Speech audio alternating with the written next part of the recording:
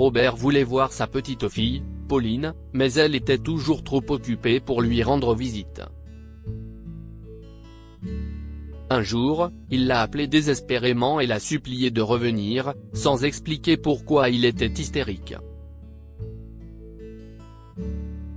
Pauline a dû raccrocher, mais une parfaite inconnue l'a appelé quelques jours plus tard et lui a dit quelque chose de choquant. « Tout va bien, papy. Je ne pense pas pouvoir venir te voir de sitôt. Mon mari est très occupé par son travail, et moi aussi. Nous n'avons pas beaucoup de congés payés. Mais je vais voir ce que nous pouvons faire pour les vacances cette année, a dit Pauline à son grand-père, Robert, lorsqu'il l'a appelé. Il essayait de l'appeler au moins une fois par semaine, car elle était la seule famille qui lui restait au monde après la mort de sa fille, la mère de Pauline, il y a des années. Cependant, ils ne s'étaient pas vus depuis plusieurs années parce qu'elle avait déménagé de l'Utah à New York et que sa vie était trépidante. Elle lui manquait terriblement et il voulait qu'elle lui rende visite plus souvent. Il ne pouvait pas se rendre chez elle parce qu'il vivait sur un budget strict et ne pouvait pas se le permettre. Pauline, elle, avait toujours des excuses pour ne pas venir, surtout pour le travail, mais il essayait toujours de la convaincre. « Bien sûr, ma chérie. Passe une bonne journée, » lui dit-il, et ils terminèrent l'appel sur une note joyeuse.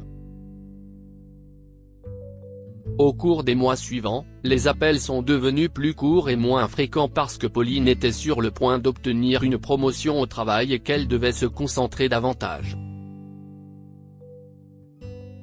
Elle ignorait souvent ses appels ou parlait moins d'une minute, puis finissait par raccrocher rapidement. Mais un jour, ce fut différent. Il l'appela comme tous les autres et elle décida d'y répondre car elle disposait d'un peu de temps avant une réunion. « Bonjour, papy, » dit-elle avec désinvolture. « Pauline » s'écria-t-il. « Il faut que tu viennes vite. Je t'en prie. Je t'en prie. Il faut que tu viennes ici. Il faut que je te voie. Si est important. »« Papy, que se passe-t-il ? Qu'est ce qui se passe ?» demanda-t-elle, inquiète du ton de son grand-père. On aurait dit qu'il pleurait et qu'il cherchait désespérément quelque chose. « J'ai juste besoin de toi ici. S'il te plaît. S'il te plaît. Il faut que tu reviennes, » supplia-t-il, les pleurs étant clairs dans l'appel. « Mais qu'est ce qui se passe ? » insista Pauline.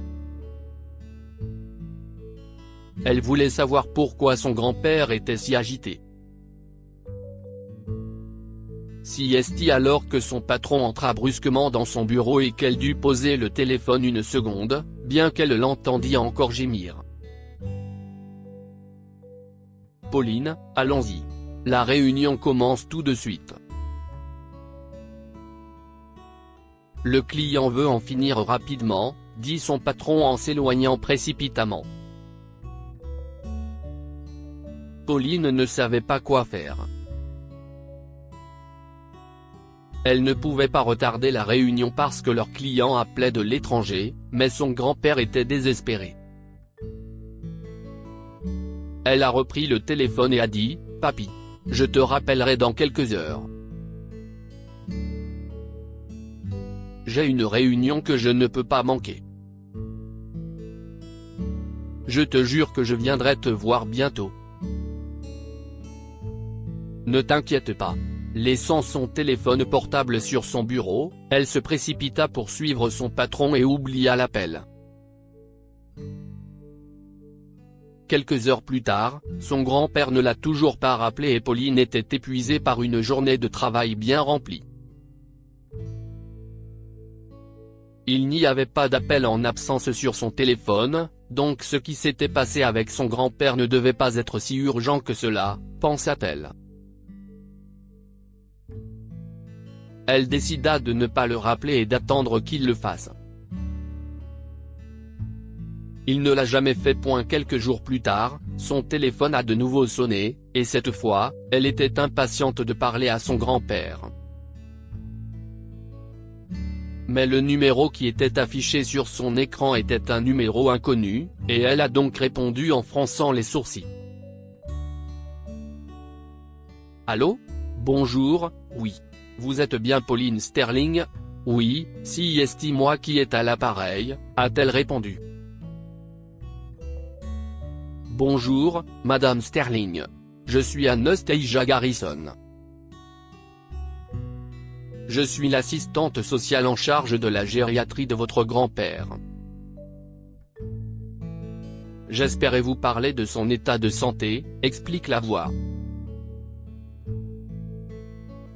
Pauline haussa les sourcils, confuse. Je suis désolée. Son assistante sociale? Pourquoi a-t-il besoin d'une assistante sociale? L'État a pris en charge votre grand-père et il réside maintenant dans une maison de retraite, a révélé Madame Garrison, prenant Pauline totalement au dépourvu. Pardon? Mon grand-père est propriétaire de sa maison. C'est impossible. Vous êtes sûr que c'est lui? Robert Matthews? Demande-t-elle, sidérée. Oui, c'est bien lui. Et je vois que vous n'êtes pas au courant de la situation, alors que votre grand-père nous a assuré que vous alliez bientôt arriver parce qu'il vous a raconté ce qui s'est passé, poursuit l'assistante sociale, l'air hargneux. Non, je ne sais pas, a-t-elle lâché, pensant que son grand-père avait probablement dit quelque chose pendant qu'elle éloignait le téléphone de son oreille. Mais pourquoi n'a-t-il pas rappelé? Eh bien, ce serait bien de vous parler en personne. Vous devriez venir bientôt, et nous discuterons de certaines choses, ajouta la dame, parlant avec autorité. Pauline était très troublée, et elle ne savait pas si elle pouvait s'absenter du travail, mais quelque chose de grave était arrivé à son grand-père et elle ne pouvait pas l'ignorer cette fois-ci. Ok, je suis à New York, j'y serai dans quelques jours. Où se trouve cette maison de retraite? Demanda-t-elle, et l'assistante sociale lui donna tous les détails. Pauline a pu prendre quelques jours de congé pour aller voir son grand-père. Lorsqu'elle est arrivée à la maison de retraite dans l'Utah, elle a rencontré Anastasia, qui semblait gentille, mais qui était très sérieuse. Je voudrais ramener mon grand-père chez lui. Il doit s'agir d'une erreur, dit Pauline immédiatement, ne voulant pas que Robert reste dans cette maison de retraite une seconde de plus. Madame Sterling, la maison de votre grand-père a brûlé il y a quelque temps. Il a dit qu'il vous avait appelé ce jour-là. Les pompiers m'ont appelé parce qu'il pleurait de façon hystérique et qu'il vous appelait. Nous l'avons amené ici et l'avons calmé. Il n'arrêtait pas de nous assurer que vous alliez venir. Mais comme vous ne veniez pas, j'ai décidé de vous appeler moi-même, expliqua l'assistante sociale, choquant Pauline. Oh, mon Dieu! Sa maison! Je n'arrive pas à y croire. Il m'a appelé, mais j'étais trop occupée, répondit Pauline dont les yeux commençaient à pleurer. Je vois, marmonna Madame Garrison, semblant juger Pauline mais ne voulant pas être trop évidente. Maintenant que vous êtes là, nous allons pouvoir décider de certaines choses. Votre grand-père pourrait avoir besoin d'un examen médical au cas où, et nous avons besoin de savoir si vous voulez qu'il reste ici de façon permanente. Non. Certainement pas. Je veux le faire sortir et je l'emmène avec moi à New York, répondit Pauline en essuyant ses larmes. Elle a peut-être été une mauvaise petite fille dans le passé, mais elle allait y remédier à partir de maintenant. L'assistante sociale lui a finalement adressé un sourire et a hoché la tête. Elle a accéléré les choses et Pauline a acheté des billets d'avion pour l'après-midi même. Robert était très excité à l'idée de voir sa petite fille et ravi qu'elle l'emmène à New York. Finalement, elle et son mari ont acheté une nouvelle maison avec une chambre d'amis, ce qui lui a permis d'avoir de l'intimité dans leur espace. Ils ont consulté un médecin et l'ont mis sous traitement, mais pour le reste, Robert était en bonne santé, même à son âge avancé. Le médecin leur a dit avec enthousiasme, « Vous allez être là pendant un certain temps, M. Matthews, et il avait raison. » Robert était là pour accueillir les 2 enfants de sa petite fille lorsqu'ils sont nés, et il les a fait rebondir sur ses genoux. Pendant ce temps, Pauline lui était si reconnaissante qu'elle n'a plus jamais considéré sa famille comme acquise. Que pouvons-nous apprendre de cette histoire ?